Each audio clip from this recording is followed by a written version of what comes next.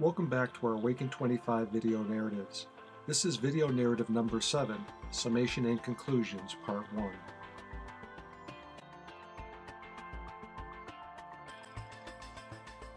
In video 7, Part 1, we will begin to summarize the major points out of the video narratives 1 through 6.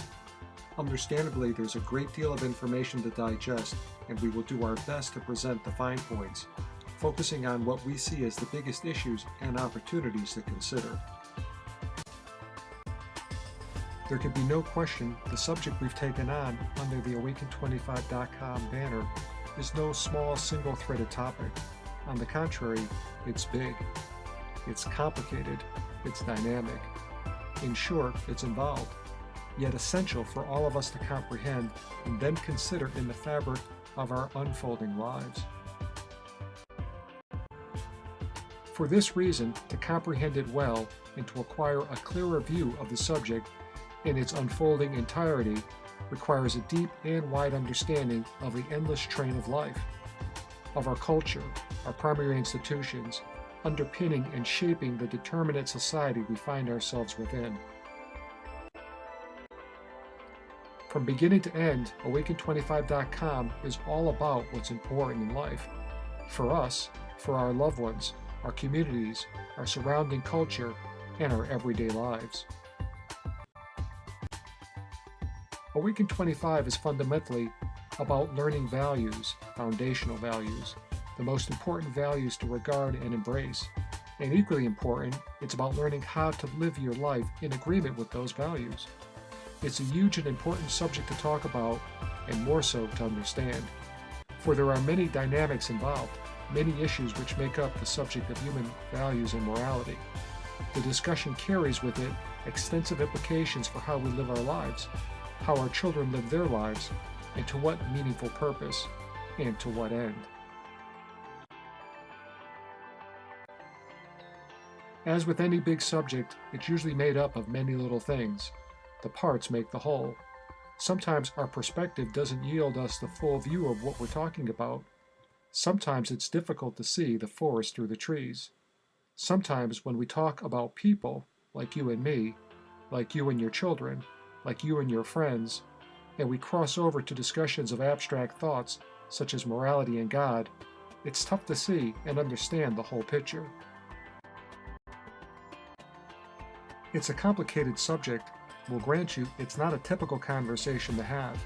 In fact, it's usually left to intellectuals and scholars debating in their high ivory towers somewhere in the world. It's helpful when talking about things like this to have a framework to assist you in getting your head around it all, in order to comprehend all the moving parts and points of view. It also helps to have a certain perseverance, to stay at it, and see the discussion all the way through until it makes sense to you, to me, to us together. We said at the very beginning of these presentations, it's always good to define our terms and ideas up front before venturing too far into somewhat complicated discussions. We recognize it's difficult to talk about somewhat abstract subjects if we lack a common vocabulary to aid conversation and understanding. So, as Socrates did nearly 2,500 years ago, we shared with you different concepts and terms to provide a basis to talk about values and the related themes that surround them and our greater humanity. Important stuff, we would offer. In fact, vital stuff. Our motivation for talking about values and everything in Awaken25.com is life. And our definition of life includes all life, especially innocent life. And our view on life extends beyond just our human selves. It includes all animal life, plant life, and Mother Earth herself, in the seas, the air, on the ground, all about us.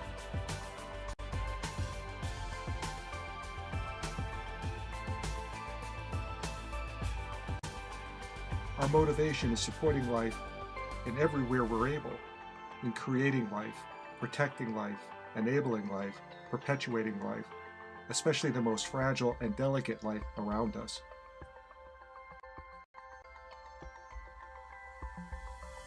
We emphasize, in regards to ourselves as human beings on this planet and our perceived reality of what is and what isn't, our life is not just one, as many think it is. It is not just our body and mind.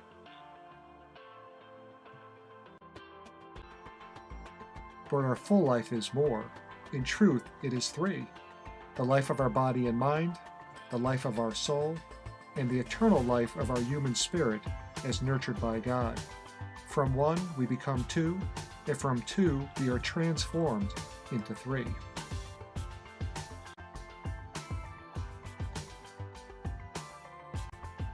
We pose the principal purpose of our focus through one simple question: by what values do you live? What are the principal values active in your life today? What values define who you are? What do you stand for, and what do you stand against? When you look into the eyes of your children, what is it that you want to make sure you teach them about the life they are growing into, and the society which will be around them, especially when you are no longer there? Essential questions, and we can think of no greater, no more important question for us to ask, and for all of us in time to answer. We also ask, by what measure and means do we determine the health of our human character? And how do we know what is true or not, or what is right or wrong, or worth pursuing or abandoning? How do we know what is good or bad? We have talked openly about human morality, a subject that relativists shun and try to stick in some controlled speech zone away from people, especially youth. We realize to talk openly about values, inevitably, you need to discuss human morality, and so we do. We have shared how true morality is sourced only from God, a single God of love and goodness. And we have spoken about how true morality comes to us within the context of the archetype of morality called absolute morality. We are steadfast in that assertion, not because we're dogmatic or Bible thumpers or Christian extremists, as some might attempt to silence us through their spiteful marginalization. We say it firmly and with the conviction of knowing, because it is the truth, and the truth matters.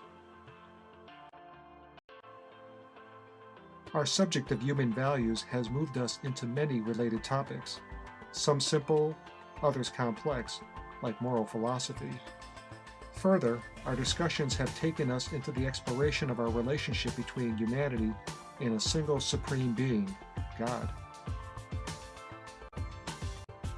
as well as the formative development of humankind through civilization in guiding cultural institutions, recognizing the influences of accompanying philosophies, ideologies, theologies, and political movements,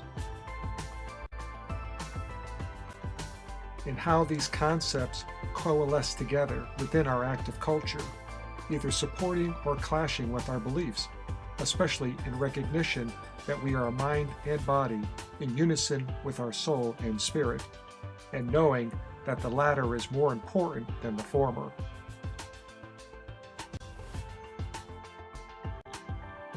We have shared a perspective on the source and formation of human values over time, how values came to be, how they get influenced by man, how they get communicated to the individual, from God, by family, by primary institutions in the surrounding culture, and how these values can change, weaken, or strengthen.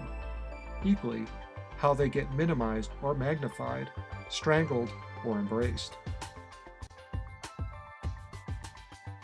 We've talked about our development within the surrounding culture, in our towns, cities, states, nation, and to some extent across the world.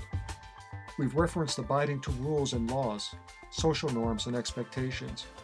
We've spoken about how values and morality speak to how we engage with others in language, how we participate in enterprises, large and small, how we collaborate, learn, earn a living, express political sentiment, and worship, how we exercise our constitutional and God-given freedoms, all relevant and sourced by fundamental values in our lives.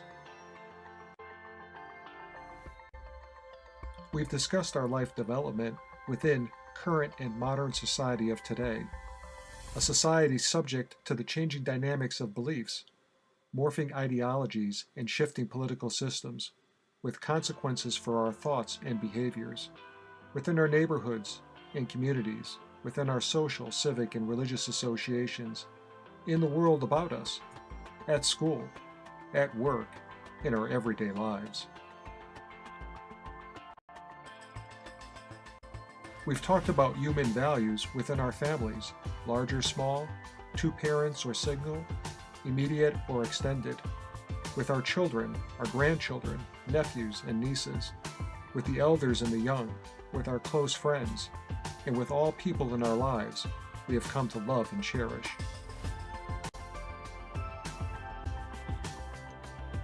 We have covered a subject of inquiry and review, which we believe provides a critical foundation to understanding how values animate in humanity. We introduced the competing diametric in human civilization between the opposite philosophies of absolute morality and relative morality, and explained how these philosophies converge over humanity with measurable different impacts. We have spoken clearly about the stark choice facing humanity in regards to values. Are they absolute and from God, or as the relative moralist would have it, are they only from the mind of man, believing man is the measure of all things and God is not? And given these opposing viewpoints, we've touched on how human moral values developed in culture and in most individual lives. We focused on how human values shape, guide, and develop our human conscience during our life. And we toured through history to comment on how, with the dynamics of time, changing cultures, through war and peace, ruin and prosperity, just how moral value development has occurred or failed to. And we've pointed out the results through history, some devastating, others uplifting. We have spoken about moral valuation, the human expression of moral values in our thoughts and conduct, and have noted how values are either emergent in the culture or suffocated, championed by the culture or defeated, enlivened or is deadened. We have encouraged each of us to know our foundational human values, and once we know them, to firmly embrace these vital values, making them a committed part of our lives. Discover them in our hearts and commit them to memory and action. Live by them, teach them to others, enliven them within our surrounding culture. A commitment to awaken dormant foundational values, both in your own life as well as in the lives of others.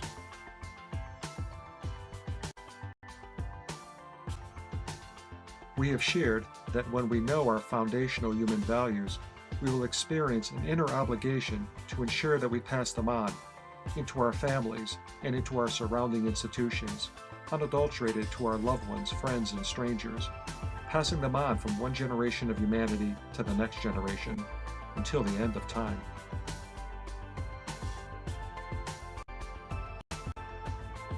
In our discussion of absolute values and the relativist view of man, we've made a direct link of how these very different contrasting belief systems impact our culture with very different results. How they split society against itself, neighbor against neighbor, daughter against mother, son against father, friend against stranger. These divergent philosophies invariably clash, as they should, since they are polar opposites. We make the rarely talked about link between moral belief systems and their prevailing political spectrum, especially in America today. We make this link knowing it's a controversial subject, difficult for some to hear, yet affirming to others. We have shared how moral philosophy is foundational to political ideology, and in turn, how political ideology births and raises political thought, motivations, and actions, all of which in time define the true limits of our freedoms or our subjugations. and we've asserted how all such activities are exercised within the open halls of our cultural institutions, for the direct purpose of influencing and controlling the surrounding society and peoples, in shaping their values and directing their sense of purpose in their lives.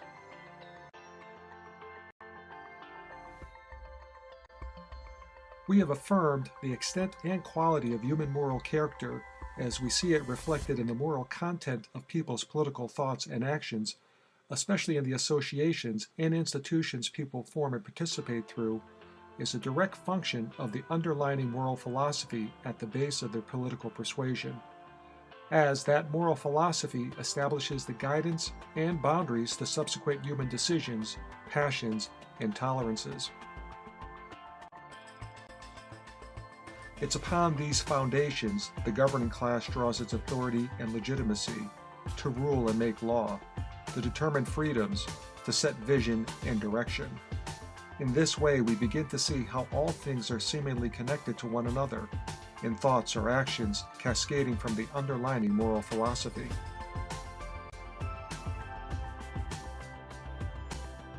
We would like to emphasize the political ideologies and following parties draw into their political bloodstream the nature and extent of morality, which their grounding philosophy exhorts, limitations of behavior, objective aspirations, and principles to promulgate. The moral philosophy is either relative or it's absolute, and they are fundamentally opposite each other, and both philosophies gird and align with a distinctive side of the political spectrum, on the left or right. In our presentations, we have shown that people who aspire towards absolute moralism generally line up on the conservative foundational side of politics and the Republican Party.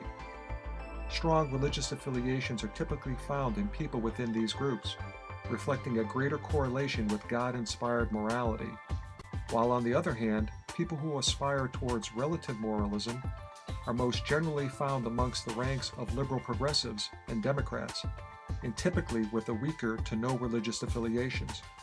And of course, a large segment of the American population is somewhere in between, and aligned with an independent position, with an admixture of moral position in their critical judgment.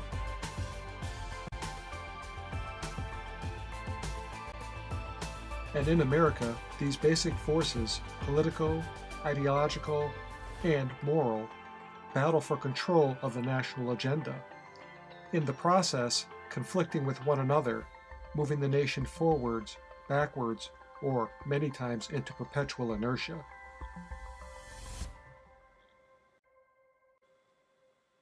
Unifying the country or dividing it, securing the nation or endangering it, uplifting people or subjugating them, educating people or brainwashing them, freeing people or suppressing them.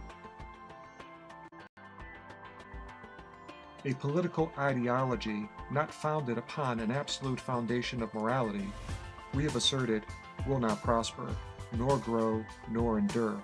It will only wither, as history has repeatedly shown us. Enabling the right political ideology is determined by believing in and choosing the right originating moral philosophy, and once chosen, then protecting, preserving, and honoring that choice in perpetuity.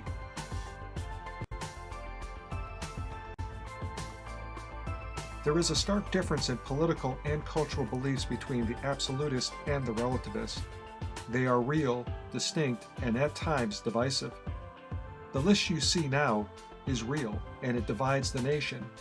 These moral and ideological positions heavily influence political dispositions in our society, carrying over into stark differences between conservative and liberal sentiments on almost every issue. And yes, as we have said many times, nothing is cut and dry, as there is always a middle ground of mixed position. And so it is with morality and how it crosses over to the spectrum of political opinions. This ends video narrative 7, part 1 of Summation. In our next video narrative, we will complete our summation, focusing on our contemporary assessment of the primary institutions, please go to video 7 part 2.